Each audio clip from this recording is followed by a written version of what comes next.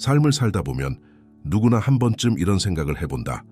왜 어떤 사람의 인생은 조용히 올라가고 어떤 사람의 인생은 같은 자리에서 계속 반복되는가?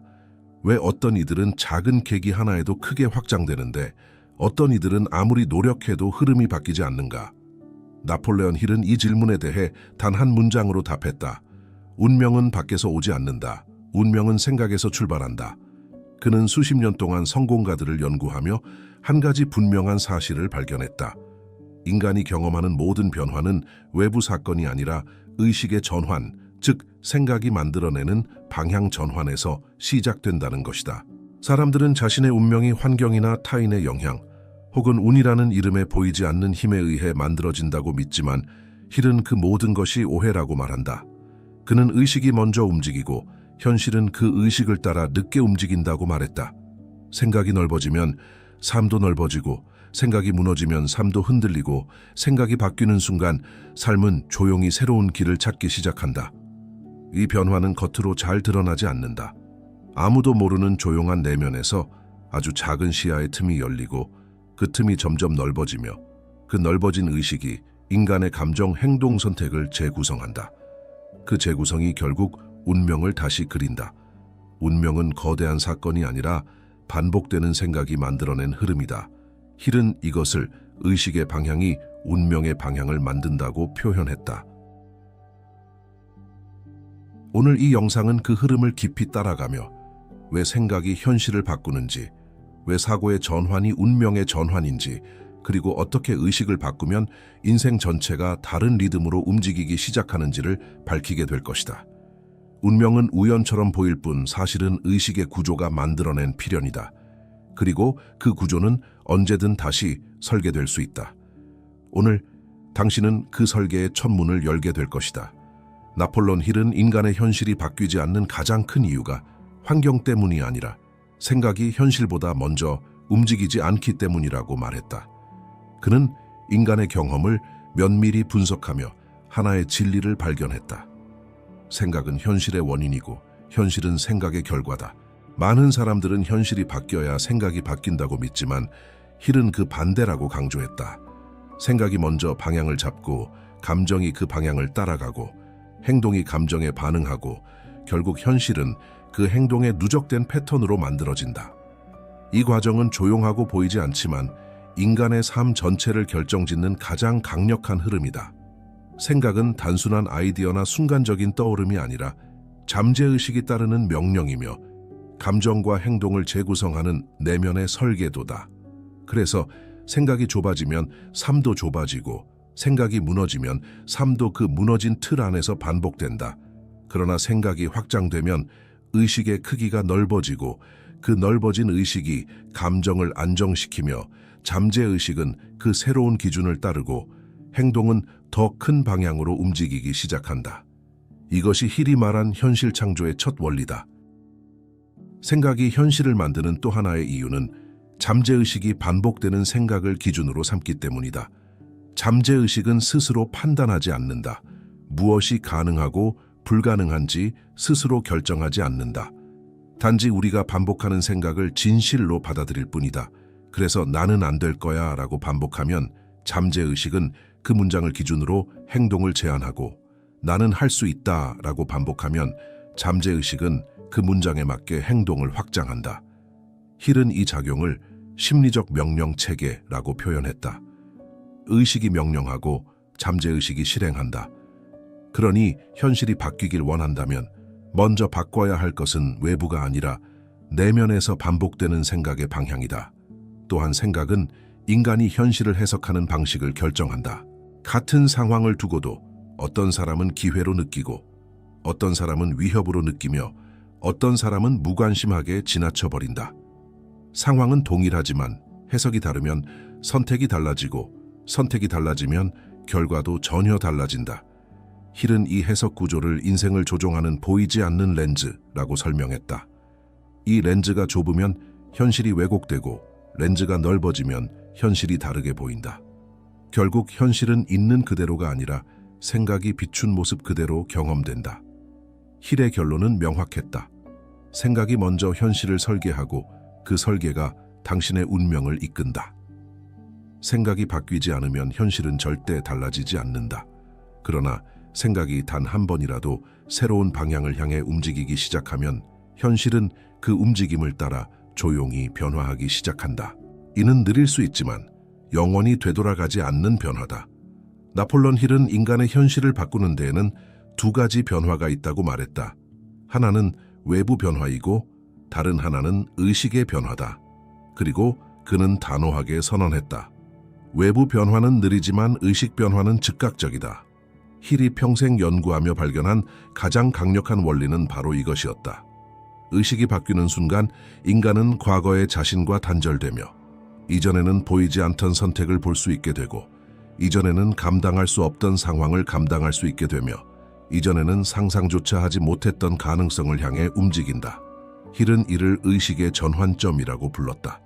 이 전환점은 거대한 사건처럼 보이지 않는다. 인생을 뒤흔드는 깨달음도 아니고 운명처럼 느껴지는 극적인 계기도 아닐 때가 많다.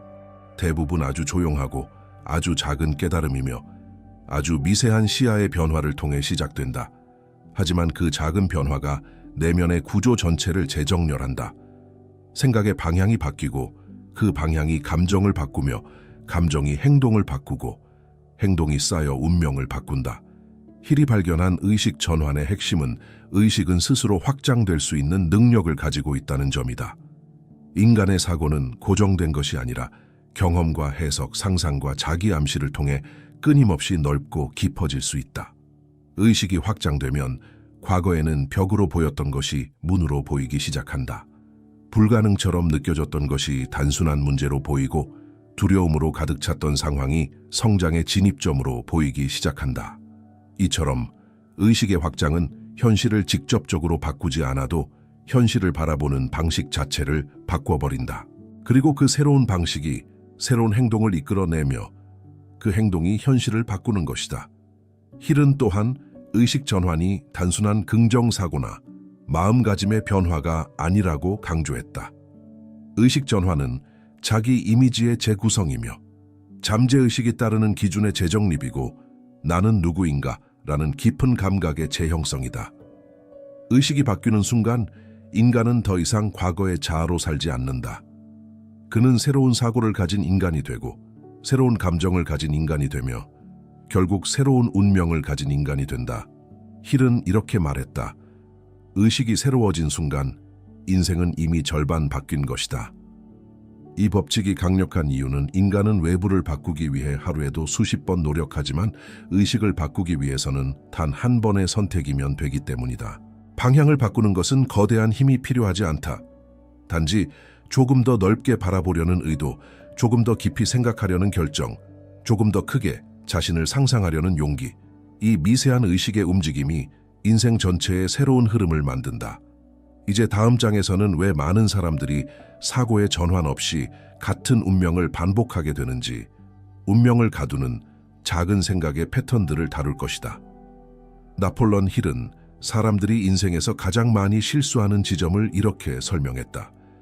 대부분의 사람들은 큰 벽에 막히는 것이 아니라 작은 생각에 갇혀 스스로를 멈춘다.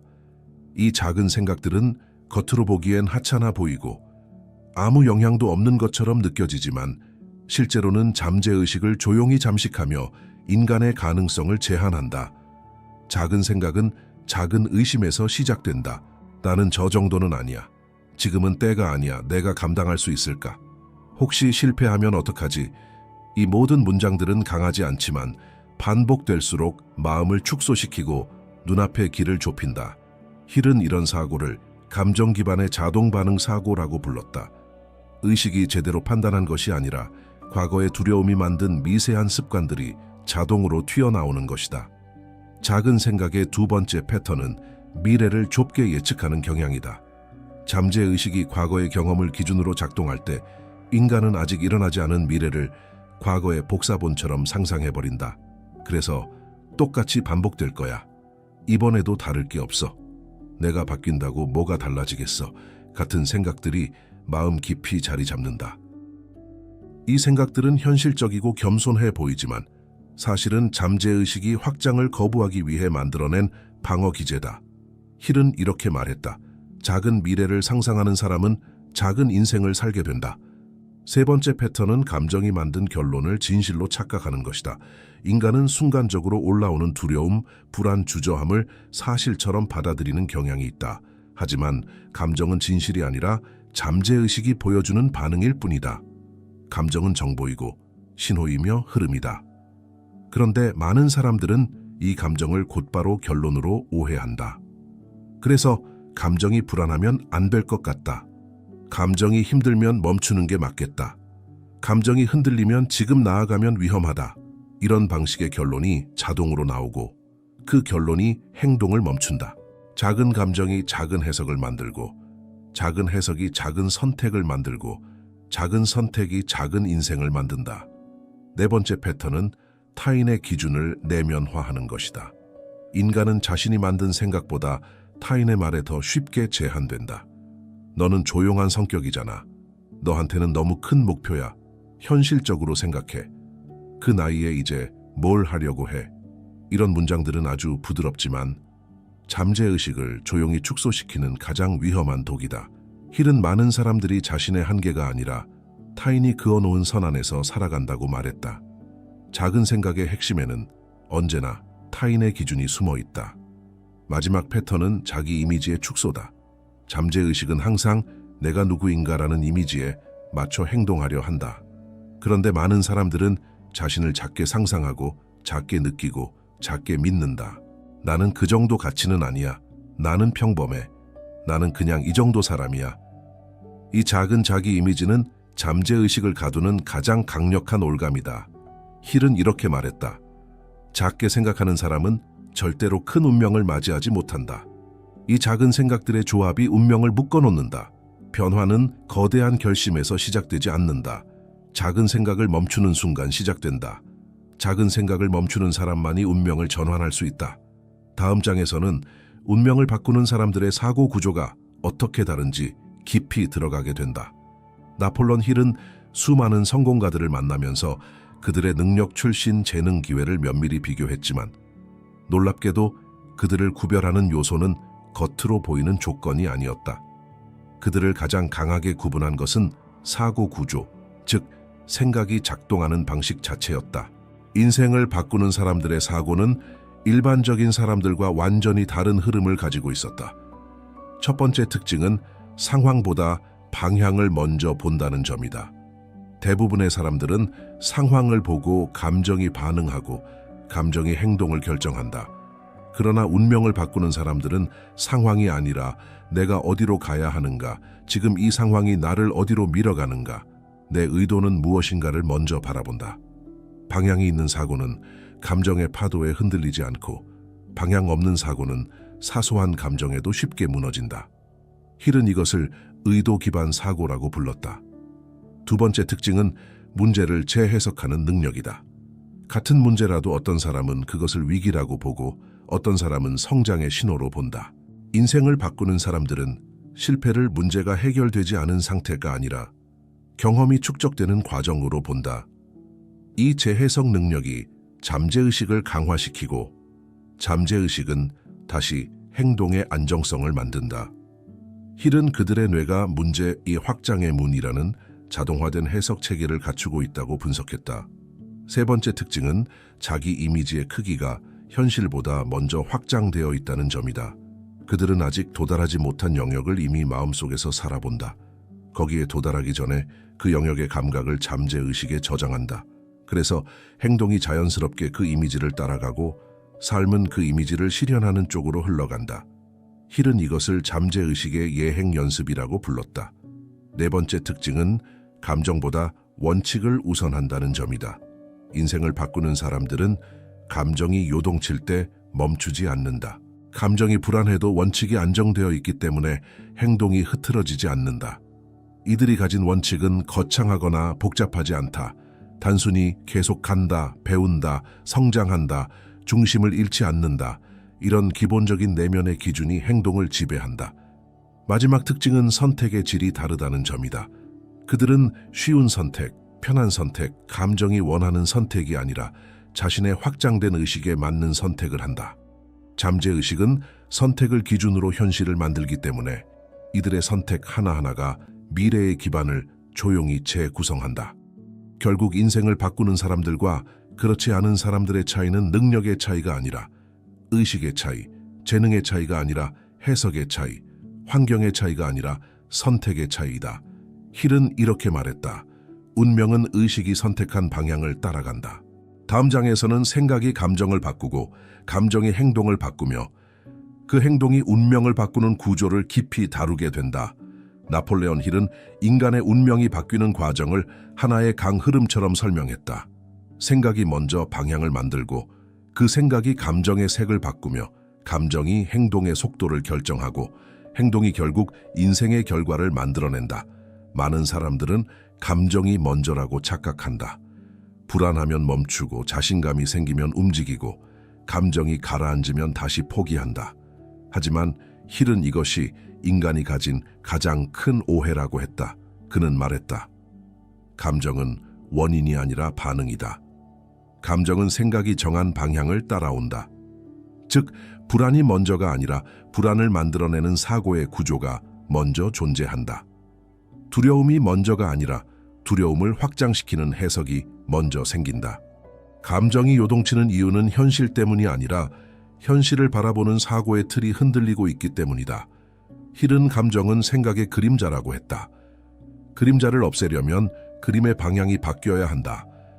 생각이 바뀌면 감정은 따라 바뀌고 감정이 바뀌면 행동은 자연스럽게 변화한다. 행동을 억지로 바꾸려고 애쓰면 늘 실패하는 이유가 여기에 있다.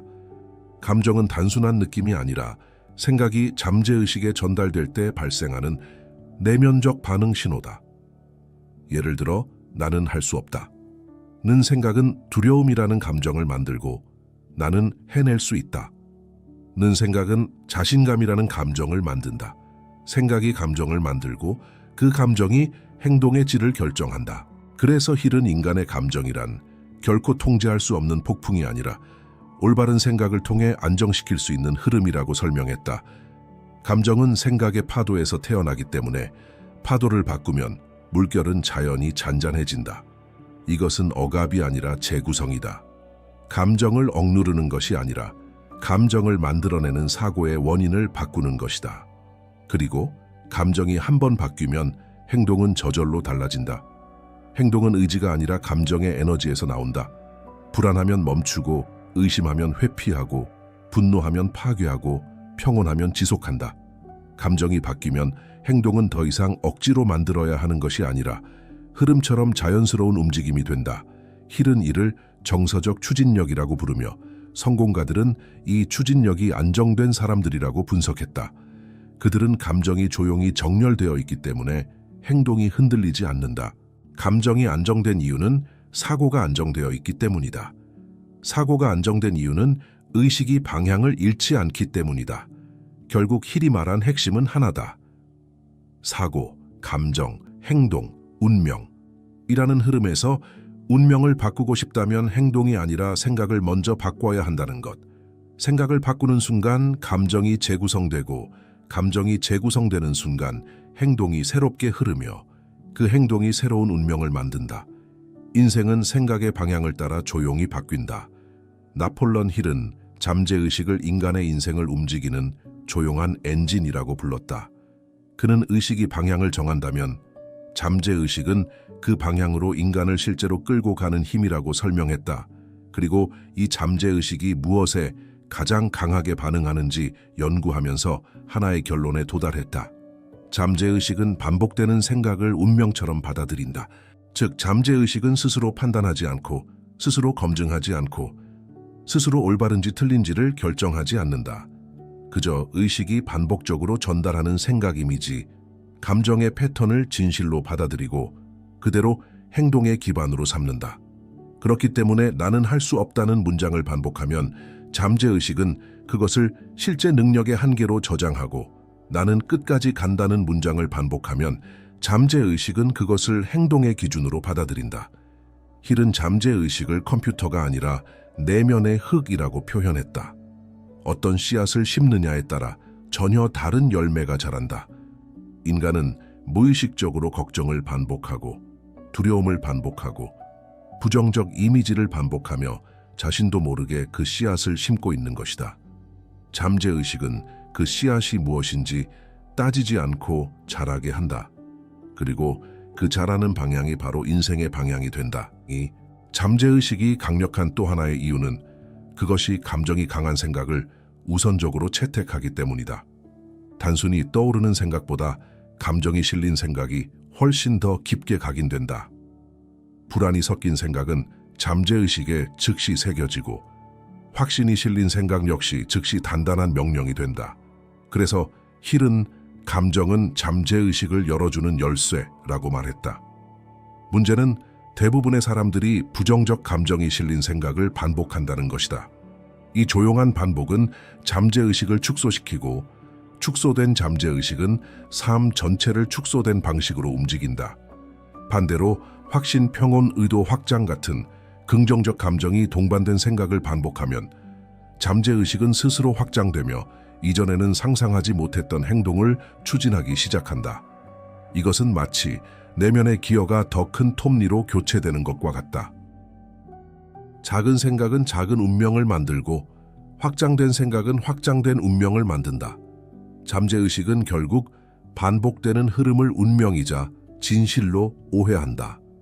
잠재의식이 반복을 통해 운명을 만드는 마지막 이유는 잠재의식이 행동의 자동 파트를 담당하기 때문이다.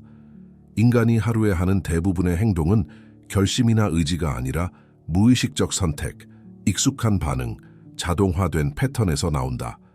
즉, 당신의 잠재의식이 어떤 생각을 진실로 받아들였느냐가 오늘의 행동을 결정하고 오늘의 행동이 내일의 현실을 만들며 그 현실이 다시 잠재의식의 기준을 강화한다. 이것이 힐이 말한 운명의 자동화 구조다. 당신이 반복한 생각이 결국 삶을 자동으로 움직이는 힘이 된다. 따라서 잠재의식을 변화시키는 데 필요한 것은 거대한 노력이나 극적인 계기가 아니라 반복되는 생각의 방향을 바꾸는 일이다. 생각의 방향이 바뀌면 잠재의식이 바뀌고 잠재의식이 바뀌면 인생은 되돌릴 수 없는 흐름으로 새롭게 흘러간다. 나폴레온 힐은 인간의 의식이 확장되는 과정이 결코 요란하지 않다고 말했다. 의식은 외부의 소음 속에서 바뀌지 않고 경쟁 속에서 확장되지 않으며 누군가의 인정 속에서 성장하지 않는다. 오히려 의식은 가장 조용한 순간, 아무도 보지 않는 공간, 내면이 고요해지는 틈에서 가장 깊이 변한다. 그래서 힐은 확장을 만드는 사람들에게서 공통적인 패턴을 발견했다. 이들은 모두 조용한 훈련을 가지고 있었고 그 훈련이 의식의 크기를 서서히 넓혀갔다. 첫 번째 훈련은 정적의 시간, 즉 마음을 고요하게 만드는 짧은 멈춤이다. 힐은 하루 3분이라도 좋으니 의식을 딱 멈춰 세우는 고요한 순간을 가져야 한다고 말했다. 이 고요함이 생각의 소음을 내려놓게 하고 잠재의식의 문을 연다. 소음 속에서는 새로운 생각이 들어갈 틈이 없다. 고요함 속에서만 의식은 방향을 새롭게 설정할 수 있다. 두 번째 훈련은 의식적 자기암시다. 힐은 긍정 문장을 강요하지 않았다. 그는 잠재의식이 따를 수 있는 간결한 명령을 반복하라고 했다. 나는 확장된다. 나는 성장한다. 나는 더 큰 나로 간다. 이런 문장들은 감정과 연결될 때 잠재의식의 구조를 바꾸며 그 구조가 행동의 틀을 새로 짠다. 자기 암시는 외부를 속이는 것이 아니라 내면의 기준을 다시 설정하는 과정이다. 세 번째 훈련은 감정이 움직일 때 즉시 반응하지 않는 것이다. 의식이 확장된 사람들은 감정이 튀어오를 때 자동으로 행동하지 않는다. 그들은 아주 짧은 간격을 만든다. 이 2초의 간격, 이 미세한 여유가 감정의 파도에서 벗어나게 하고 사고를 중심으로 되돌려 놓는다. 힐은 이 간격을 의식의 공간이라고 불렀고 이 공간이 존재하기 시작할 때 인간은 감정이 아니라 의식으로 살아가기 시작한다고 말했다. 네 번째 훈련은 내면 기록의 습관이다. 생각을 적는 행위는 단순한 표현이 아니라 마음을 정렬하고 감정을 정리하고 잠재의식의 새로운 구조를 각인시키는 강력한 기술이다. 힐이 연구한 모든 성공가들은 기록의 습관을 가지고 있었다. 그들은 혼란을 기록했고 깨달음을 기록했고 목표를 기록했고 자기 암시를 기록했다. 글로 적힌 사고는 잠재의식에 깊이 들어간다. 마지막 훈련은 상상의 확장이다. 힐은 상상을 현실 도피나 비현실적 희망으로 보지 않았다. 그는 상상을 잠재의식이 따라가야 할 청사진이라고 설명했다. 인간은 자신이 상상하는 범위 안에서만 살 수 있다. 자신을 작은 이미지로 상상하면 작은 인생이 만들어지고 자신을 확장된 존재로 상상하면 잠재의식은 그 이미지를 실현하기 위해 행동을 바꾸기 시작한다. 상상은 가장 조용하면서도 가장 강력한 확장 도구다. 힐의 결론은 명확했다. 조용한 훈련이 조용한 확장을 만들고 조용한 확장이 인생의 큰 변화로 이어진다. 나폴론 힐은 인간의 삶이 바뀌는 가장 결정적인 순간을 관점의 전환이라고 설명했다. 그는 말했다.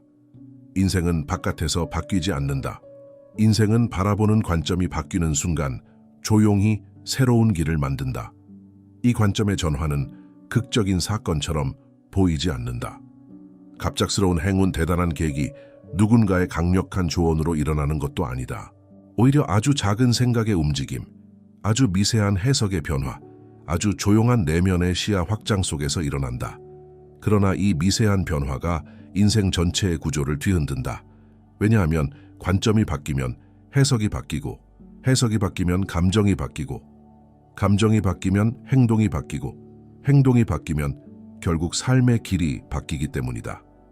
이 전환 과정은 겉으로는 거의 드러나지 않지만 내면에서는 매우 강력한 재배열이 일어난다. 관점이 바뀐 사람들은 같은 문제를 보고도 전혀 다른 의미를 본다. 어떤 사람은 벽을 보고 멈추지만 관점이 확장된 사람은 그 벽에서 방향을 찾는다. 어떤 사람은 혼란을 보고 좌절하지만 관점이 새로워진 사람은 그 혼란을 재구성의 신호로 읽는다. 어떤 사람은 실패를 자신에 대한 판단으로 받아들이지만 확장된 관점을 가진 사람은 실패를 다음 단계로 넘어가기 위한 경험으로 해석한다. 관점이 바뀌는 순간 감정의 의미도 함께 바뀐다. 불안은 위험의 신호가 아니라 준비의 과정이 되고 두려움은 주저함의 원인이 아니라 확장의 문 앞에 있는 자연스러운 반응이 된다. 감정이 바뀌면 행동의 폭이 넓어지고 행동이 넓어지면 인생의 선택지가 눈에 들어오기 시작한다. 관점의 전환이 강력한 또 다른 이유는 이 변화가 잠재의식의 지도를 다시 그린다는 점이다. 인간은 자신이 보는 방식대로 현실을 해석하고 그 해석을 잠재의식에 저장하며 잠재의식은 그 저장된 지도를 따라 움직인다. 그러나 관점이 바뀌는 순간 잠재의식은 더 이상 과거의 지도를 기준으로 움직이지 않는다. 새로운 관점을 기준으로 새로운 길을 제시하기 시작한다. 이때부터 인간은 이전에는 보이지 않던 선택을 보게 되고 예전에는 닫혀있던 가능성들이 서서히 열리기 시작한다. 힐은 이것을 내면의 재정렬이라고 불렀다. 삶의 상황이 바뀌지 않아도 내면의 관점이 바뀌면 인간은 완전히 새로운 흐름 속에서 살아가게 된다. 결국 힐이 전하고자 한 메시지는 단순하지만 깊다. 관점을 바꾸는 사람은 인생의 방향을 바꾼다. 관점은 생각의 눈이며 생각의 눈이 넓어지는 순간 인생의 길도 넓어진다. 이 조용한 확장은 외부 환경이 당신을 이끌기 전에 이미 당신의 내면이 새로운 인생을 준비하고 있다는 신호다. 나폴론 힐은 운명을 바꾸는 것은 거대한 결심이 아니라 일상 속 선택의 품질이라고 말했다. 그는 수많은 성공가들을 관찰하며 그들이 특별한 기회를 잡아서 달라진 것이 아니라 매일 하는 작은 선택들이 운명을 새롭게 설계했다는 사실을 발견했다. 운명을 다시 그리는 사람들은 특출난 능력이 있는 것이 아니다. 그들은 단지 선택의 기준이 다를 뿐이다. 첫 번째 특징은 감정이 아니라 방향으로 선택한다는 것이다. 감정은 순간적으로 출렁이지만 방향은 인간을 멀리 데려간다. 그래서 이들은 감정이 흔들릴 때 멈추지 않는다. 감정이 흐려도 방향이 선명하면 선택이 일관적이고 이 일관성이 잠재의식을 재구성하며 결국 새로운 현실을 만든다. 두 번째 특징은 불편함을 피하지 않는 선택을 한다는 점이다.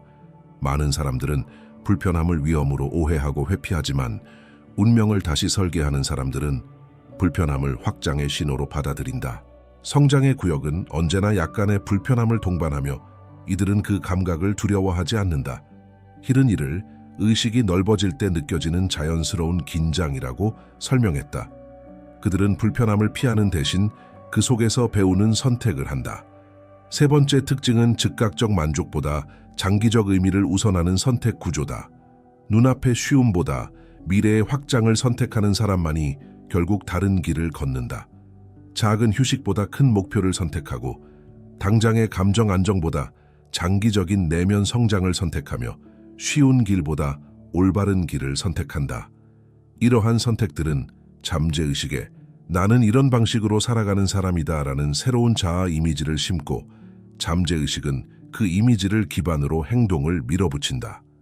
네 번째 특징은 문제를 회피하는 대신 해석을 바꾸는 선택을 한다는 것이다. 그들은 문제를 없애려 하지 않는다. 대신 문제를 바라보는 관점을 바꾸고 그 새로운 관점에 맞는 행동을 선택한다. 문제는 동일해도 해석이 다르면 선택이 달라지고 선택이 달라지면 결국 문제의 위치 자체가 변한다. 힐은 이것을 선택을 통한 현실 재배치라고 말했다. 마지막 특징은 자기 이미지에 맞는 선택을 한다는 것이다. 그들은 더 큰 자신을 상상하며 이 상상에 합당한 선택을 실행한다. 잠재의식은 자아 이미지와 행동을 일치시키려 하기 때문에 스스로를 더 크게 상상하는 사람은 자연스럽게 더 큰 행동을 하고 더 큰 책임을 감당하며 결국 더 큰 삶을 살아간다. 이 모든 선택은 화려하지 않고 조용하다. 하지만 이 조용한 반복들이 모여 새로운 운명을 설계한다. 힐은 이렇게 말했다. 선택이 습관이 되고 습관이 흐름이 되고 흐름이 운명이 된다. 나폴레온 힐은 인간이 인생을 다시 쓰는 순간은 거대한 사건이나 외부의 충격에서 오지 않는다고 말했다. 그는 인생의 전환점이 언제 찾아오는지 평생 연구했고 결국 한 가지 결론에 도달했다. 운명은 생각이 바뀌는 그 순간 시작된다. 이 변화는 외부로는 보이지 않는다. 당신이 조용히 자리에 앉아 아무도 모르게 한 가지 새로운 관점을 받아들이는 그 순간. 어제까지는 자신을 묶어두던 생각이 오늘은 더 이상 진실처럼 느껴지지 않는 그 순간. 불가능해 보이던 일이 갑자기 가능한 영역으로 옮겨지는 그 순간. 바로 그 미세한 내면의 움직임에서 운명은 다시 쓰인다. 생각이 바뀌면 감정이 조용히 재구성되고 감정이 재구성되면 행동이 자연스럽게 달라지고 행동이 달라지면 삶의 방향이 조용히 새 길을 찾는다. 이 변화는 처음에는 작게 느껴질 수 있다. 하지만 의식은 한번 확장되면 절대 원래의 크기로 돌아가지 않는다. 확장된 생각은 다시 축소되지 않으며 넓어진 내면은 다시 좁아지지 않는다. 힐은 이를 의식의 비가역성이라 부르며 이 비가역적 변화가 새로운 운명의 출발점이 된다고 설명했다. 생각이 바뀌는 순간 인간은 더 이상 과거의 자신이 아니다. 그는 새로운 기준으로 자신을 바라보고 새로운 감정 구조를 갖게 되며 새로운 행동 패턴을 선택하기 시작한다. 그 선택들이 쌓이면 삶은 방향을 바꾸고 그 방향이 흐름을 만들고 그 흐름이 결국 새로운 운명의 형태를 만든다. 중요한 것은 이 변화가 조용하다는 것이다. 아무도 모르는 내면에서 시작되며 당신조차 처음에는 그 변화를 크게 느끼지 못할 수도 있다.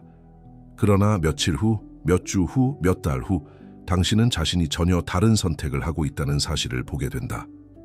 이전에는 포기하던 상황에서 한 걸음을 더 내딛고 있고 예전에는 두려워 멀리하던 일에 도전하고 있으며 과거에는 자신을 축소시키던 생각에 더 이상 반응하지 않는다. 이것이 의식의 변화가 만들어내는 새로운 운명이다. 힐은 마지막으로 이렇게 말했다. 운명은 기다리는 자의 것이 아니라 생각을 재구성한 자의 것이다. 인생의 흐름을 바꾸고 싶다면 행동이나 환경을 억지로 바꿀 필요조차 없다. 단지 생각의 방향을 바꾸는 것으로 충분하다. 생각은 씨앗이고 감정은 물이며 행동은 햇빛이고 결과는 열매다. 씨앗이 바뀌지 않으면 열매는 바뀌지 않는다. 그러나 씨앗이 단 한 번이라도 다른 것이 심어지는 순간 미래의 열매는 완전히 달라진다. 지금 당신의 내면에서 움직인 이 미세한 변화가 바로 그 새로운 씨앗이다. 생각을 바꾸는 순간 새로운 운명이 열린다. 원하는 삶은 더 이상 멀리 있지 않다. 생각이 이미 그곳을 향해 움직이기 시작했기 때문이다. 우리는 인생을 살아가면서 종종 이런 착각을 한다. 미래는 언젠가 갑자기 찾아오는 운명 같은 사건으로 바뀐다고. 인생은 어느 순간 외부의 무언가가 들어와 흐름을 바꿔준다고. 삶은 내가 모르는 어떤 힘에 의해 조용히 움직인다고. 그러나 나폴레온 힐은 이 오래된 믿음을 단 한 문장으로 뒤집었다. 미래는 밖에서 오는 것이 아니라 잠재의식이 조용히 만들어내는 것이다. 그는 인간의 내면 깊숙한 곳에서 움직이고 있는 보이지 않는 기계, 그 조용한 작동 원리를 평생 연구했다. 그리고 깨달았다. 우리가 매일 반복하는 생각, 우리가 무의식적으로 품고 있는 감정, 우리가 아무 말 없이 마음속에 저장해두는 이미지들이 결국 우리의 행동을 형성하고 그 행동이 습관이 되고 그 습관이 결국 우리의 삶을 움직이는 미래의 기반이 된다는 사실을 사람들은 사건이 인생을 바꾼다고 믿지만 힐은 말했다. 사건은 이미 잠재의식이 만들어낸 흐름 위에서 나타나는 결과에 불과하다. 다시 말해 미래는 어느 날 갑자기 외부에서 우리에게 던져지는 것이 아니라 우리의 내면에서 꾸준히 만들어지고 조용히 빚어지고 아주 서서히 현실로 밀려오는 것이다. 잠재의식은 말이 없지만 절대 멈추지 않는다. 우리는 깨닫지 못해도 잠재의식은 지금 이 순간에도 우리의 다음 선택을 구성하고 다음 감정을 준비하고 다음 행동의 방향을 정하고 있다. 그래서 힐은 경고했다. 잠재의식을 방치하는 것은 미래를 방치하는 것과 같다. 당신이 자신을 바라보는 방식, 당신이 삶을 해석하는 방식, 당신이 자신도 모르게 붙들고 있는 오래된 두려움과 믿음들, 그 모든 것들이 지금 당신의 인생을 조용히 안내하고 있다. 그리고 그 안내는 당신이 인식하지 못하는 사이에 점점 더 깊어지고 점점 더 단단해지고 점점 더 현실의 형태를 띄어간다. 잠재의식은 원하는 것을 따라가는 것이 아니라 익숙한 것을 따라간다. 그래서 과거의 상처, 반복되는 걱정, 무의식적인 자기 축소가 잠재의식 속에 자리 잡아 있으면 미래 역시 그 익숙함을 되풀이하게 된다. 힐은 이것을 내면의 자동 항로라고 부르며 그 항로는 의도하지 않아도 인생을 계속 끌고 간다고 설명했다. 하지만 힐은 또 다른 진실을 전했다. 잠재의식은 고정된 것이 아니라 다시 설계될 수 있는 공간이라는 것이다. 우리가 반복하는 생각이 바뀌면 잠재의식이 바뀌고 잠재의식이 바뀌면 행동이 바뀌며 행동이 바뀌면 미래는 완전히 다른 형태로 흘러가기 시작한다. 이 변화는 요란하지 않다. 당신이 조용히 내면을 바라보는 순간, 감정의 파도에서 한 걸음 물러나는 순간, 자신을 조금 더 크게 상상하는 순간, 그 작은 움직임들이 잠재의식 속에 새로운 길을 만들고 이 길은 언젠가 당신의 새로운 미래가 되어 돌아온다. 힐은 말했다. 잠재의식을 바꾸는 순간, 미래는 이미 절반 바뀐 것이다. 오늘 이 영상은 바로 그 구조, 그 원리, 그리고 그 조용한 변화의 힘을 밝혀낼 것이다. 미래는 우연이 아니다. 미래는 당신의 내면이 지금 어떤 방향으로 흐르고 있는가에 따라 이미 만들어지고 있다. 그 흐름을 바꾸는 힘은 언제나 당신 마음 가장 깊은 곳에 있다. 나폴론 힐은 인간의 잠재의식을 하나의 강 흐름에 비유했다. 강물은 방향을 스스로 정하지 않는다. 단지 흘러들어오는 물길을 따라 흘러갈 뿐이다. 잠재의식도 마찬가지다. 잠재의식은 스스로 판단하지 않고 스스로 옳고 그름을 구별하지 않고 스스로 목표를 설정하지 않는다. 그저 의식이 반복해서 흘려보내는 생각, 감정 이미지를 그대로 받아들이고 그것을 진실이라고 오해한 채 그 방향으로 인간의 행동을 몰아간다. 힐이 강조한 핵심은 바로 이것이다. 잠재의식은 반복되는 생각을 운명으로 받아들인다. 즉 우리가 하루에도 수십 번 떠올리는 문장들, 무의식적으로 되뇌는 두려움, 마음 깊이 저장된 오래된 기억과 감정들이 잠재의식에게는 하나의 명령으로 작동한다. 나는 부족해, 나는 항상 실패해, 나는 이 정도가 한계야, 이런 문장들이 반복될 때 잠재의식은 그것을 개인의 현실적 한계로 기록한다. 반대로 나는 성장 중이다, 나는 계속 나아간다, 나는 더 큰 존재로 확장된다 는 문장들이 반복될 때 잠재의식은 그것을 새로운 기준으로 받아들이고 행동을 그 방향으로 정렬한다. 이 과정은 조용하고 천천히 진행되며 거의 의식적으로 느껴지지 않는다. 하지만 이 조용한 반복이 결국 인생 전체를 형성한다.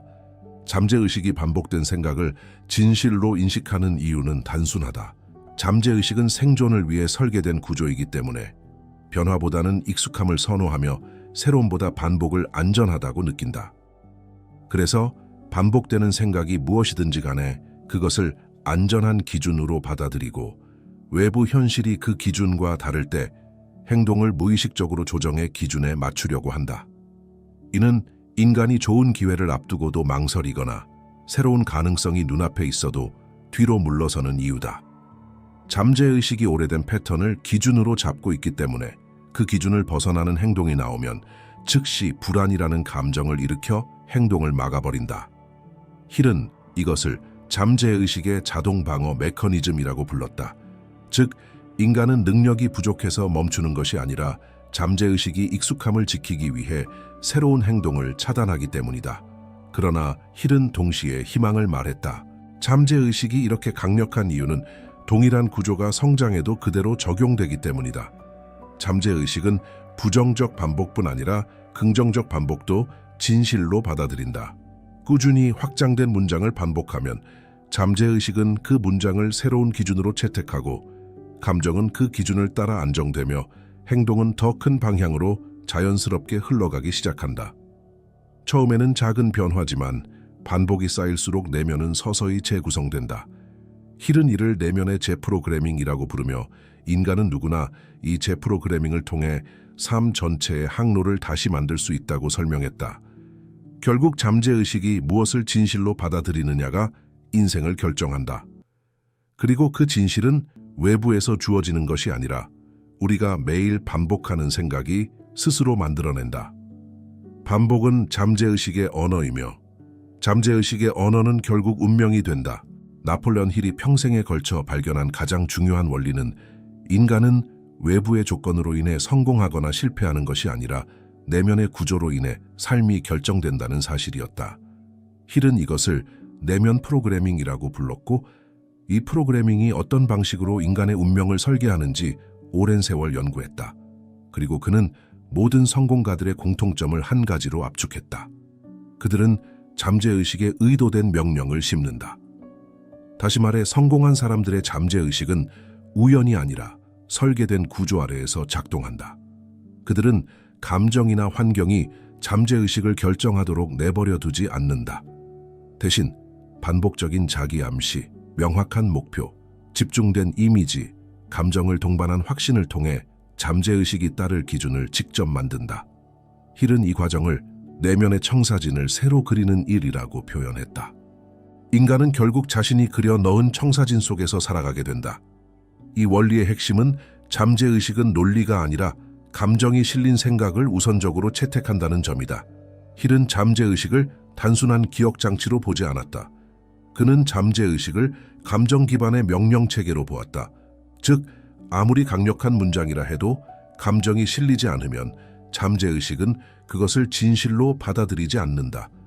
그러나 진심에서 우러나는 확신, 공명하는 이미지, 감정을 흔드는 문장은 잠재의식에 즉시 각인된다.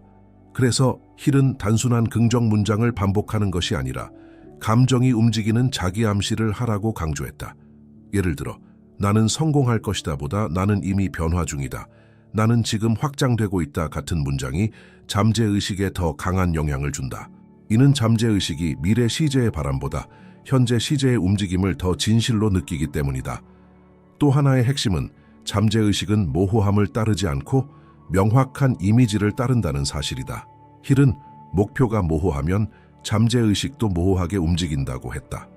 인간의 행동이 흐릿한 이유는 목표가 흐릿하기 때문이고 목표가 흐릿한 이유는 잠재의식에 각인된 이미지가 흐리기 때문이다. 성공가들은 모두 목표를 단순하고 명확하게 만든 뒤 그 이미지를 반복적으로 상상하고 감정을 입힌다. 잠재의식은 그 명확한 이미지를 현실에서 반드시 일어나야 할 기준으로 받아들인다. 그래서 행동이 자연스럽게 그 방향으로 몰리고 감정이 그 기준에 맞게 정렬되며 결국 현실이 그 이미지에 맞춰 재구성된다. 힐은 이것을 잠재의식의 자동 실행 프로그램이라고 설명했다. 마지막으로 힐이 강조한 중요한 원리는 잠재의식은 현재의 자아 이미지와 행동을 일치시키려 한다는 점이다. 인간이 자신을 작은 사람으로 상상하면 잠재의식은 그 이미지에 맞는 행동만 허용한다. 반대로 자신을 확장된 존재로 상상하면 잠재의식은 점점 더 큰 행동을 추진한다. 그래서 힐은 성공의 시작은 자기 이미지의 확장이라고 했다. 잠재의식은 결국 자아 이미지에 충실한 집행자이기 때문이다. 결론적으로 힐의 내면 프로그래밍 원리는 단순하다. 반복, 감정, 이미지, 잠재의식, 행동, 운명이라는 흐름 속에서 인간은 언제든지 처음 두 단계를 바꿈으로써 미래 전체를 다시 설계할 수 있다. 나폴레온 힐은 인간이 앞으로 나아가지 못하는 이유가 능력 부족이나 기회의 부재 때문이 아니라 잠재의식 속에 오래전에 새겨진 오래된 명령들 때문이라고 말했다. 이 명령들은 대부분 어린 시절, 실패의 순간, 누군가의 말, 혹은 반복된 좌절 속에서 조용히 심어졌고 우리가 성인이 된 지금도 여전히 우리의 행동과 감정을 통제하고 있다. 힐은 이를 보이지 않는 족쇄라고 불렀다. 이 족쇄는 의식적으로는 인식되지 않지만 잠재의식 깊은 곳에서 우리의 선택을 미세하게 조정하고 감정을 흔들며 새로운 행동을 막아선다. 첫 번째 오래된 명령은 나는 충분하지 않다. 라는 깊이 새겨진 자기 축소다.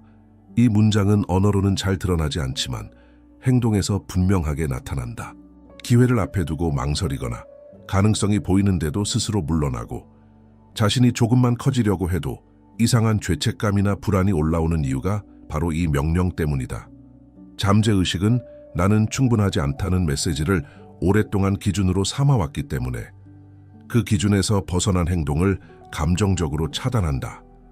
힐은 많은 사람들이 실패하는 것이 아니라 이 오래된 명령 때문에 시도조차 못한다고 분석했다.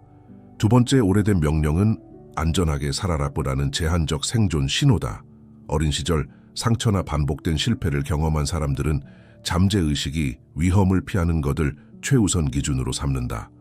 그래서 도전, 변화, 확장은 잠재의식의 위협으로 느껴지고 감정은 즉시 불안으로 반응해 행동을 가로막는다.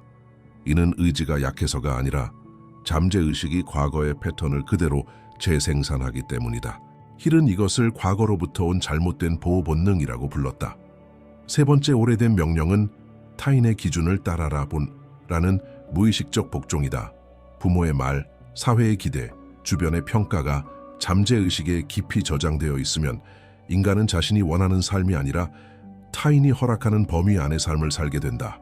이런 사람들은 큰 꿈을 꾸는 순간 설명하기 어려운 두려움을 느끼고 자신을 확장하려는 순간 이유 없이 죄책감을 느낀다. 힐은 이것을 타인의 목소리가 잠재의식의 주인이 된 상태라고 표현했다. 네 번째 오래된 명령은 과거를 반복하라. 는 잠재적 자동화다. 잠재의식은 익숙함을 안전으로 오해하기 때문에 과거의 패턴을 반복하는 것을 정상이라고 느낀다.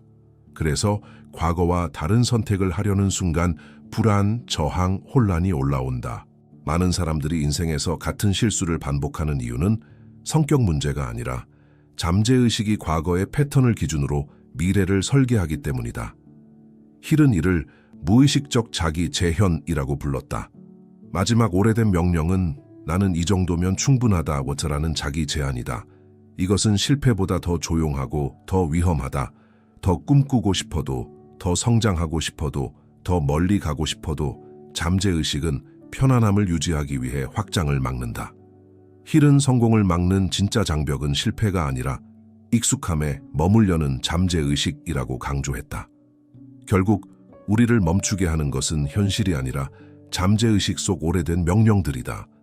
그러나 힐은 말했다. 명령은 바뀔 수 있다. 명령이 바뀌면 운명도 바뀐다.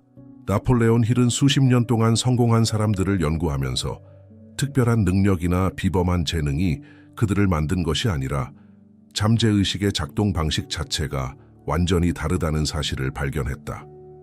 겉으로 보기에는 평범해 보이는 사람들도 내면 깊숙이 들어가면 그들의 잠재의식에는 아주 뚜렷한 공통 패턴이 있었다. 힐은 이것을 확장된 잠재의식이라고 불렀다. 이들은 목표가 생기면 감정이 흔들리기 전에 잠재의식이 먼저 움직인다. 두려움이 오기 전에 행동이 앞서고 의심이 들어오기 전에 잠재의식이 이미 방향을 정해놓는다. 즉, 그들의 잠재의식은 감정의 기복에 휘둘리지 않고 목표 중심으로 정렬되어 있기 때문에 크고 작은 장애물을 만나도 흐름이 끊기지 않는다. 첫 번째 특징은 그들은 잠재의식에 명확한 목표를 심어두었다는 것이다. 대부분의 사람들은 목표를 생각 속에만 두고 잊어버리지만 성공하는 사람들은 목표를 반복하여 잠재의식의 기준으로 만든다. 그래서 행동이 자동적으로 그 목표를 따라 움직인다.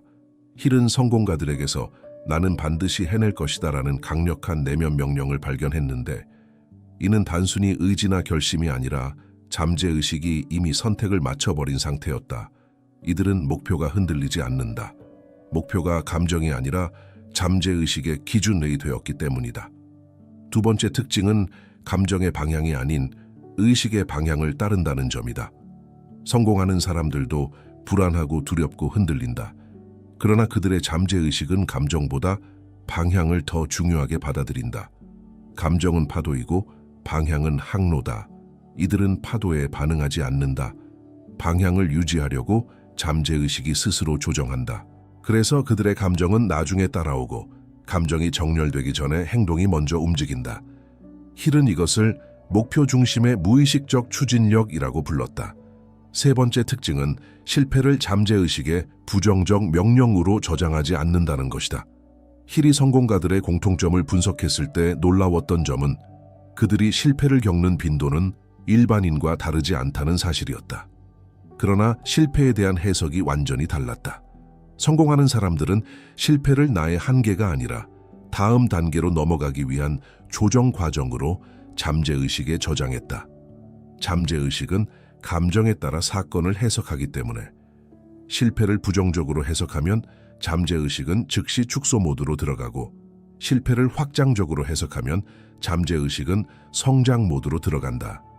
성공하는 사람들이 실패 후 더 강해지는 이유는 잠재의식이 그 실패를 성장의 일부로 받아들였기 때문이다. 네 번째 특징은 자기 이미지가 크고 넓다는 점이다. 잠재의식은 자기 이미지에 맞게 행동하려는 경향이 있다. 그래서 자신을 작은 사람으로 상상하면 행동은 늘 작을 수밖에 없고, 자신을 크게 상상하면 행동은 자연스럽게 확장된다. 힐은 성공가들의 잠재의식 속에는 나는 더 큰 삶을 살아야 하는 사람이다 라는 깊은 확신이 새겨져 있었다고 말했다. 이러한 자기 이미지가 잠재의식의 기준이 되면 행동은 자동적으로 확장을 향해 움직이고, 감정은 그 확장을 따라 정렬되며 삶은 결국 그 이미지에 맞는 방향으로 흘러간다. 다섯 번째 특징은 잠재의식이 가능성을 먼저 선택한다는 점이다. 대부분의 사람들은 위험을 먼저 보고 가능성을 나중에 본다. 그러나 성공하는 사람들은 가능성을 먼저 보고 위험을 나중에 본다. 이 차이가 인생의 방향을 완전히 갈라놓는다. 잠재의식이 가능성을 기준으로 움직이면 선택이 넓어지고, 선택이 넓어지면 행동의 폭이 커지고, 행동의 폭이 커지면 인생의 문이 더 많이 열린다. 힐은 이것을 가능성 중심 사고라고 설명했다. 결국 성공하는 사람과 그렇지 않은 사람의 차이는 능력의 차이가 아니라 잠재의식 구조의 차이다. 잠재의식이 확장되어 있는 사람은 현실도 확장되고, 잠재의식이 축소된 사람은 현실도 축소된다. 힐은 말했다. 잠재의식이 먼저 움직이고 인생은 그 뒤를 따른다. 나폴론 힐은 잠재의식이 단순히 생각을 저장하는 저장고가 아니라 감정에 반응하는 살아있는 구조라고 말했다. 그는 잠재의식이 가장 강하게 움직일 때는 논리나 이성의 언어가 아니라 감정의 진동을 느꼈을 때라고 강조했다. 즉, 인간의 잠재의식은 단어보다 감정을 믿고, 문장보다 분위기를 저장하며, 논리적 이해보다 감정적 경험을 더 진실로 받아들인다. 그래서 힐은 자기 암시나 목표 설정보다 먼저 해야 할 것이 감정의 방향을 다루는 일이라고 말했다. 감정의 방향이 흐트러지면 잠재의식도 흐트러지고, 감정의 중심이 잡히면 잠재의식도 방향을 잡는다. 결국 감정은 잠재의식이 이해하는 가장 직접적인 언어다. 감정이 잠재의식의 언어라는 사실은 삶의 많은 현상을 설명한다. 왜 우리는 불안할 때 아무것도 잘 되지 않는가? 왜 두려움이 올라오면 현실이 빠르게 좁아지는가? 왜 마음이 무너질 때 일상적인 행동조차 힘들어지는가? 힐은 이 모든 것이 감정이 잠재의식에 지금은 위험하다, 움직이지 마라, 멈추는 것이 안전하다는 메시지를 보내기 때문이라고 해석했다. 감정이 보내는 신호는 잠재의식에게 즉시 실행해야 할 명령처럼 전달된다. 그래서 감정이 흔들리면 선택이 흔들리고, 선택이 흔들리면 행동이 무너지며 결국 현실 자체가 불안정해진다. 많은 사람들이 인생에서 제자리 걸음을 하는 이유는 생각이 아니라 감정이 잠재의식을 지배하고 있기 때문이다. 즉, 내면에서 두려움, 불안, 혼란이 반복되면 잠재의식은 그 감정을 삶의 기준으로 오해하고 매일의 선택을 그 감정에 맞춰 만들기 시작한다. 그러나 감정이 잠재의식의 언어라는 사실은 또 다른 가능성을 연다. 긍정적 감정, 확장된 감정, 평온한 감정 역시 강력한 언어가 된다는 것이다. 자신에 대한 확신, 작은 성취에서 느끼는 기쁨, 조용한 안정감, 미래에 대한 잔잔한 기대 같은 감정들은 잠재의식에 이것이 너의 새로운 기준이다라고 속삭인다. 그러면 잠재의식은 그 기준을 바탕으로 행동을 재구성한다. 그래서 힐은 성공하는 사람들은 감정을 억압하는 대신 감정을 조율한다고 말했다. 그들은 감정에 휩쓸리는 것이 아니라 감정의 방향을 잡아 잠재의식이 제대로 작동하도록 돕는다. 또한 힐은 감정이 동반되지 않은 목표는 잠재의식에 닿지 않는다고 강조했다. 아무리 훌륭한 목표도 그 목표와 연결된 감정이 없다면 잠재의식은 그것을 의미 없는 정보로 받아들인다. 반대로 작은 목표라도 강한 감정과 연결되면 잠재의식은 즉시 반응하여 행동을 추진한다. 감정은 잠재의식의 문을 여는 열쇠이자 행동의 에너지를 만들어내는 원천이기 때문이다.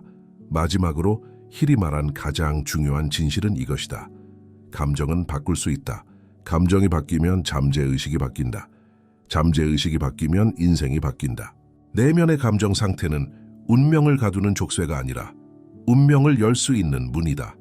감정이 잠재의식의 언어라는 사실을 이해하는 순간 우리는 더 이상 감정의 희생자가 아니라 감정을 통해 삶을 조율하는 존재가 된다. 나폴레옹 힐은 인간이 가진 가장 강력한 능력 중 하나가 상상이라고 말했다. 그러나 그의 말에서 상상은 단순히 꿈꾸는 행위나 현실에서 도피하기 위한 생각이 아니다. 힐에게 상상은 잠재의식이 따라가야 할 청사진, 즉 미래의 설계도였다. 그는 잠재의식이 복잡한 논리를 이해하지 못해도 이미지와 장면은 즉시 이해한다고 설명했다. 다시 말해 상상은 잠재의식이 행동을 결정할 때 참고하는 가장 직접적이고 강력한 정보다. 상상이 없다면 잠재의식은 과거의 기억에 의존해 현재를 반복할 뿐이고 상상이 명확하면 잠재의식은 그 이미지가 현실이 되어야 할 것이라고 믿고 행동과 감정을 재구성하기 시작한다. 힐은 이것을 내면에서 미래를 먼저 살아보는 과정이라고 불렀다. 인간은 상상 속에서 자신을 어떻게 바라보느냐에 따라 실제 삶에서도 동일한 방식으로 행동하게 된다. 상상이 잠재의식의 청사진이 되는 이유는 단순하다. 잠재의식은 현실과 상상을 구분하지 못한다. 두려움을 상상하면 실제로 위험하지 않아도 심장이 뛰고 근육이 긴장한다. 반대로 성공하는 자신을 생생하게 그리면 현실이 바뀌지 않았어도 자신감이 차오르고 감정이 확장된다. 잠재의식에게 중요한 것은 지금 실제로 일어나고 있는가가 아니라 당신이 그것을 얼마나 생생하게 느끼는가이다. 그래서 힐은 누구보다 상상의 힘을 강조했다.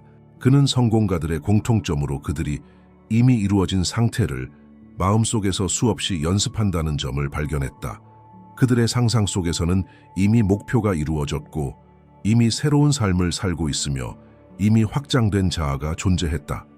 잠재의식은 그 이미지를 현실보다 우선적으로 받아들였고 행동은 자연스럽게 그 이미지에 맞게 움직였다. 상상이 강력한 이유는 또 하나 있다. 상상은 감정과 연결되기 때문이다. 그리고 감정은 잠재의식의 언어다. 목표를 상상할 때 기쁨, 흥분, 확신, 평온 같은 감정이 함께 따라오면 잠재의식은 그 감정의 주파수를 기준으로 행동을 설계한다. 많은 사람들이 목표를 세워도 달성하지 못하는 이유는 목표가 감정 없이 머리로만 존재하기 때문이다. 하지만 목표를 상상하며 진심으로 느끼는 순간 잠재의식은 그것을 지금 내가 향해야 할 실제 목적지로 인식한다. 힐은 이것을 감정이 흐르는 상상이라고 표현하며 이것이 잠재의식을 가장 빨리 재편하는 방법이라고 말했다. 또한 상상은 인간의 가능성의 범위를 넓힌다. 잠재의식은 자신이 상상할 수 없는 것을 행동으로 옮기지 않는다. 그래서 상상이 좁으면 행동도 좁아지고 행동이 좁아지면 인생이 좁아진다. 하지만 상상이 넓어지면 잠재의식은 새로운 기준을 받아들이기 시작하고 행동은 이전보다 더 담대해지며 감정은 조용히 확장의 리듬을 따른다. 결국 상상은 단순히 미래를 떠올리는 활동이 아니라 미래를 가능하게 만드는 심리적 기반이다. 힐은 말했다. 상상은 인간이 가야 할 길을 내면에 먼저 그리는 것이다. 그 그림이 선명하면 잠재의식은 반드시 그 길을 향한다. 결론적으로 상상은 잠재의식의 청사진이며 청사진이 바뀌면 미래도 바뀐다. 상상은 현실을 무시하는 것이 아니라 현실을 이끌어가는 최초의 설계 단계다. 상상을 바꾸는 순간 잠재의식은 새로운 미래를 향해 조용히 움직이기 시작한다. 나폴레온 힐은 잠재의식을 바꾸는 과정이 거대한 결심이나 극적인 변화로 이루어지는 것이 아니라 아주 조용한 훈련들의 반복을 통해 서서히 형성된다고 말했다. 잠재의식은 빠른 충격보다 꾸준한 흐름에 반응하고 강렬한 외침보다 잔잔한 반복에 더 깊이 움직인다.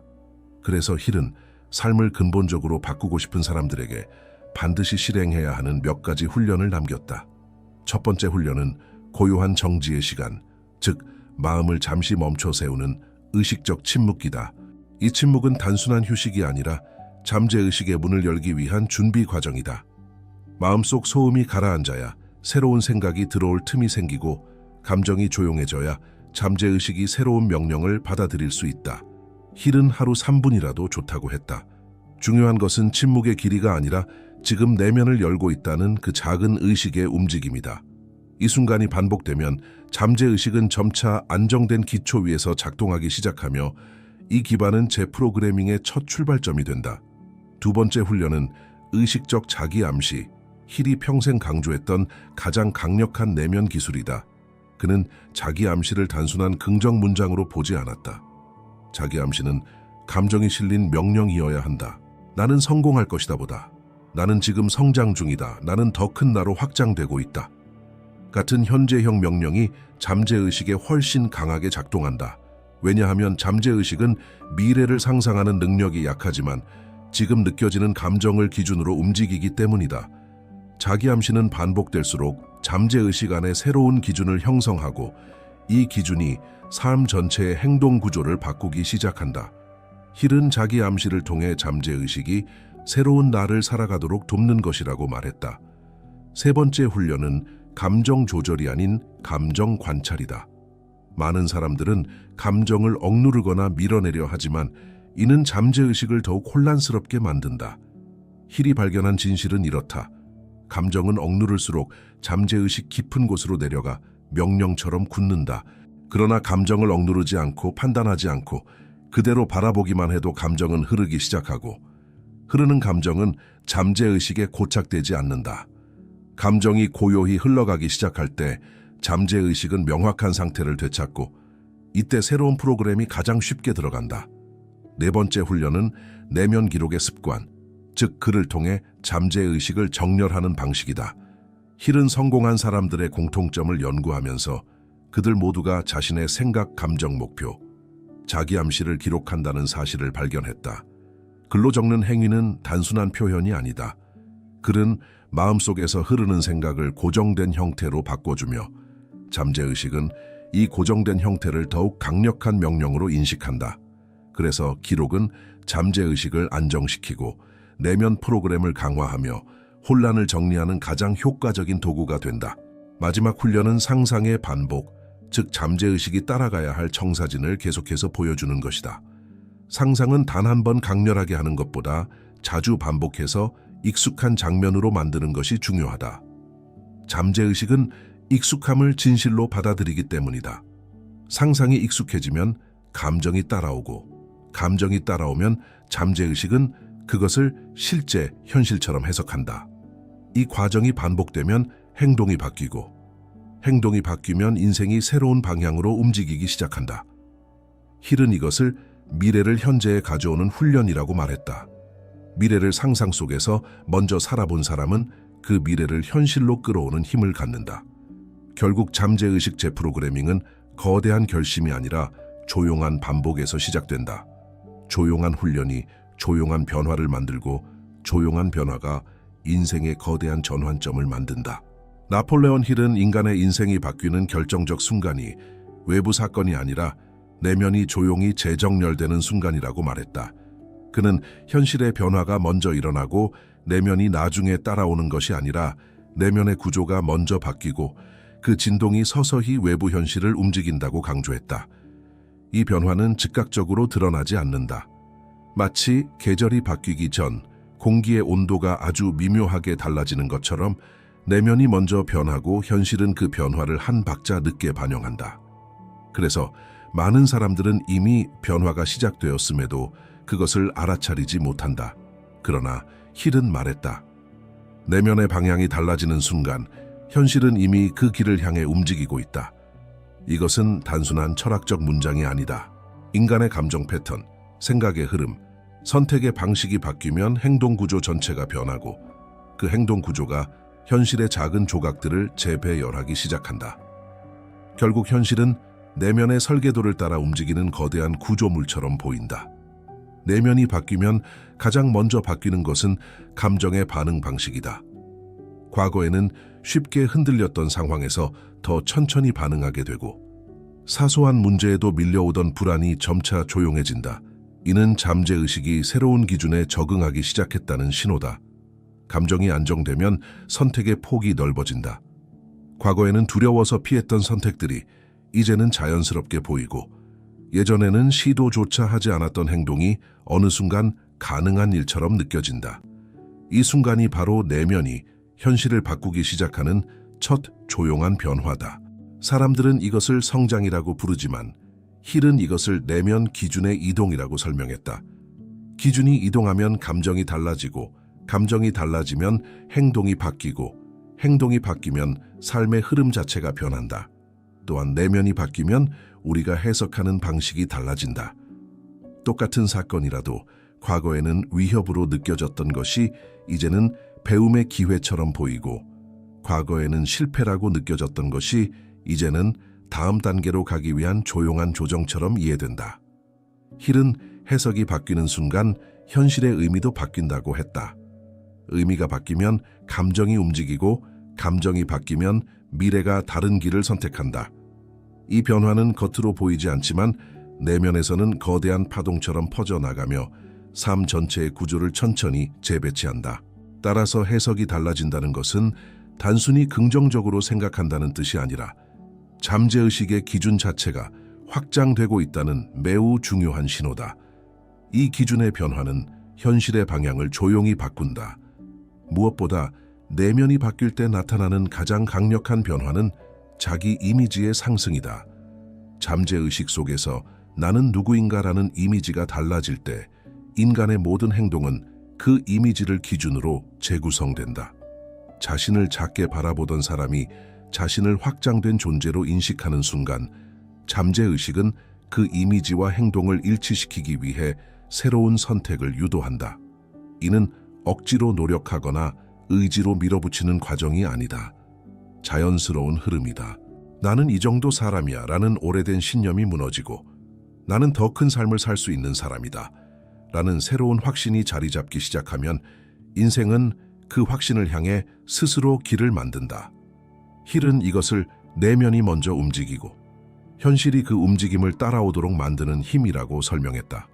결국 현실의 방향은 우연이나 외부 조건에서 결정되는 것이 아니라 내면의 구조에 따라 조용히 움직인다. 내면이 확장되면 현실도 확장되고 내면이 안정되면 현실도 안정되고 내면이 성장하면 현실도 따라 성장한다. 그리고 이 변화는 아주 조용하게 눈에 보이지 않는 깊은 곳에서 시작된다. 내면이 바뀌면 현실은 반드시 바뀐다.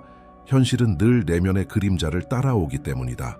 나폴레온 힐은 인간의 삶을 근본적으로 바꾸는 것은 거대한 결심이 아니라 매일 반복되는 작은 선택들의 질이라고 말했다. 그는 성공하는 사람들과 그렇지 않은 사람들의 차이를 분석하면서 한 가지 명확한 결론에 도달했다. 잠재의식이 바뀌면 가장 먼저 바뀌는 것은 큰 행동이 아니라 작은 선택이다. 사람들은 인생이 변하려면 큰 도약, 극적인 전환, 커다란 계기가 필요하다고 믿지만 힐은 정반대의 진실을 발견했다. 내면이 재정렬되면 우리의 일상 속 가장 사소한 선택들이 달라지고 이 미세한 선택들이 쌓여 전혀 다른 방향의 미래를 만든다. 잠재의식이 강화되면 인간은 자신도 모르게 더 넓은 길을 선택하고 더 담대한 행동을 시도하며 더 큰 삶을 향해 자연스럽게 움직이기 시작한다. 이 움직임은 의식적으로는 잘 느껴지지 않지만 나중에 돌아보면 그때 그 작은 선택이 내 인생을 바꿨다는 깨달음을 남긴다. 잠재의식이 강화된 사람들은 첫 번째로 회피 대신 직면을 선택한다. 예전에는 두려움 때문에 피하던 상황도 이제는 자연스럽게 마주하게 된다. 이는 의지가 강해진 것이 아니라 잠재의식이 두려움을 위협이 아니라 확장 과정으로 해석하기 때문이다. 감정은 여전히 두려움을 느끼지만 잠재의식은 흔들리지 않는다.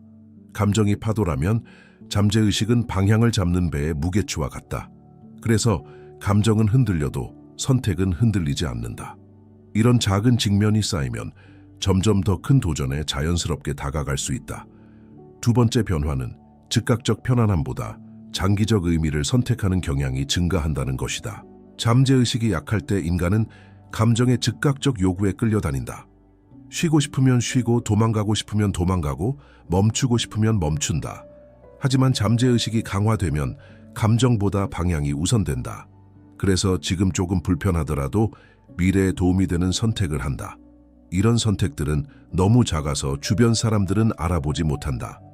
하지만 이 작은 선택 하나가 잠재의식에 나는 성장하는 사람이다 라는 확신을 더 깊이 심어주고 그 확신이 반복되면 인생 전체가 확장되는 방향으로 재배치된다. 세 번째 변화는 반응하는 방식이 달라진다는 점이다. 잠재의식이 약할 때 인간은 감정에 즉각적으로 반응한다. 누군가의 말에 흔들리고 작은 스트레스에도 무너지고 불편한 상황만 와도 방향을 바꿔버린다. 그러나 잠재의식이 강화되면 반응 속도가 늦어진다. 감정이 올라와도 잠시 멈추고 바라볼 수 있는 여유가 생기고 이 짧은 멈춤이 선택의 질을 완전히 바꾼다. 힐은 이것을 의식과 잠재의식 사이에 생기는 공간이라고 설명했다. 이 공간이 생기는 순간부터 인간은 감정의 노예가 아니라 감정 위에서 움직이는 존재가 된다. 네 번째 변화는 미래 중심 사고가 자연스럽게 자리 잡는다는 것이다. 잠재의식이 확장되면 인간은 눈앞의 상황보다 그 상황이 미래에 어떤 흐름을 만들지를 먼저 본다. 작은 선택 하나가 미래의 기반이 된다는 것을 잠재의식이 알고 있기 때문이다. 그래서 작은 행동에도 책임이 실리고 사소한 습관에도 방향성이 담긴다. 이 미래 중심의 사고는 현실의 모든 것을 미래를 위한 재료로 재해석하게 만들고 이 재해석이 인생의 큰 변화로 이어진다. 결국 힐이 말한 핵심은 단순하다. 잠재의식이 바뀌면 작은 선택이 바뀌고 작은 선택이 바뀌면 인생의 방향이 바뀐다. 내면이 강화될수록 인생은 더 큰 흐름을 만들어내며 그 흐름은 결국 새로운 운명의 길로 이어진다. 나폴레옹 힐은 인간의 삶이 바뀌는 결정적 순간을 잠재의식이 새로운 기준을 받아들이는 순간이라고 말했다. 우리가 흔히 인생이 변했다고 느끼는 시점은 외부의 큰 사건 때문인 것처럼 보이지만 실제로는 그 이전에 이미 내면에서 조용한 전환이 일어났고 현실은 그 전환을 천천히 따라왔을 뿐이다. 힐은 이것을 내면의 선행 변화, 외부의 후행 변화라고 설명했다. 잠재의식 속 오래된 명령들이 무너지고 새로운 이미지가 자리 잡고 확장된 감정이 흐르고 자기인식이 넓어지는 순간 미래는 이미 방향을 바꾼다. 이 변화는 눈에 보이지 않지만 절대 되돌릴 수 없다. 왜냐하면 잠재의식이 한번 확장되면 다시 축소될 수 없기 때문이다. 힐은 이를 의식의 비가역성이라고 불렀다. 한번 넓어진 마음은 다시 좁아지지 않는다. 잠재의식을 다시 쓰는 순간 가장 먼저 일어나는 변화는 자기 이미지의 재탄생이다. 인간은 자신이 누구라고 믿는가에 따라 행동하고 감정은 그 믿음에 맞게 반응하고 선택은 그 믿음을 강화하는 방향으로 이루어진다. 그래서 잠재의식 속에서 나는 더 큰 삶을 살 수 있는 사람이다 라는 이미지가 자리 잡는 순간 인간은 의식적으로 결정하지 않아도 자연스럽게 확장을 향해 움직인다. 삶은 크고 작은 행동을 통해 그 이미지를 실현하려 하고 주변 환경 역시 그 이미지에 맞게 재배열된다. 힐은 이것을 자기 이미지가 현실을 끌어당기는 과정이라고 말했다. 이 과정이 시작되는 순간 미래는 이미 바뀌기 시작한 것이다. 두 번째로 변화하는 것은 감정의 흐름이다. 잠재의식이 새로운 프로그램을 받아들이면 과거에는 위협처럼 보이던 상황에서 더 이상 같은 두려움이 올라오지 않는다. 불안이 오더라도 그 감정이 오래 머물지 않고 흘러간다. 이는 잠재의식이 이제 이 방향이 안전하다라고 판단했기 때문이다. 감정이 안정되면 일상의 결정은 더 명확해지고 행동은 더 일관되며 선택은 더 넓어진다. 감정이 안정된 인생은 외부의 소음에 휘둘리지 않고 자신이 설정한 방향을 따라 조용히 나아간다. 힐은 인간이 감정을 다루기 시작할 때 비로소 인생이 자신을 따르기 시작한다고 말했다. 세 번째로 크게 달라지는 것은 현실의 구성 방식이다. 잠재의식이 바뀌면 인간은 예전보다 더 용기 있는 결정을 내리고 더 의미 있는 행동을 선택하며 더 큰 가능성이 보이는 쪽으로 자연스럽게 발을 내딛는다. 이런 작은 변화들이 모이면 현실의 구조 자체가 변하기 시작한다. 이전에는 보이지 않던 기회가 보이고 과거에는 막혀있던 문이 열리고 예전에는 닫혀있던 가능성들이 서서히 모습을 드러낸다. 힐은 이것을 내면이 현실을 재구성하는 과정이라고 말했다. 현실은 우연히 변하는 것이 아니라 잠재의식이 만들어낸 방향을 따라 의도적으로 재편된다. 마지막으로 힐이 강조한 진실은 이것이었다. 잠재의식을 다시 쓰는 순간 미래는 이미 결정된다.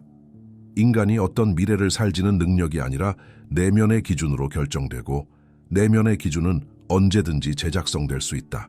힐은 이것을 인간이 가진 가장 큰 자유이자 가장 큰 힘이라고 정의했다. 당신이 잠재의식을 다시 쓰는 그 순간 과거의 흐름은 멈추고 새로운 흐름이 시작된다. 이 흐름은 조용하지만 강력하다. 외부의 환경이 당신을 바꾸기 전에 당신의 내면이 이미 새로운 인생을 열어젖히고 있기 때문이다. 결국 힐이 남긴 메시지는 단순하고 명확하다. 잠재의식을 다시 쓰는 순간 새로운 미래가 열린다. 그리고 그 새로운 미래는 지금 당신의 내면에서 시작되고 있다.